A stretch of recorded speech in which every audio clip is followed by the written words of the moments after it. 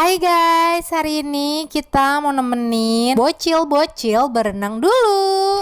Guys, ternyata kita lupa bawa ban renang ya guys. Ya udah, ini kita pinjam ke penyewaan ban gitu ya. Nah, ini Kakak Hana udah sewa ban yang warna pink, dan kalau Adek Dul ini yang warna rainbow gitu ya. Saatnya Adek Dul mau nyemplung.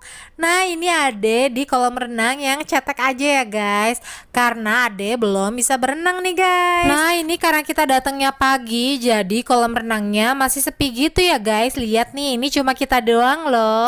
Ini Kakak Hana mah berenangnya di kolam renang yang dalam ya guys. Dia udah berani gitu. Dan gak lama ini anak-anak minta makan. Biasa ya guys, kalau kolam renang paling enak makan mie goreng nih guys. Kalian gitu juga nggak? Oke guys, segini dulu cerita Hana hari ini.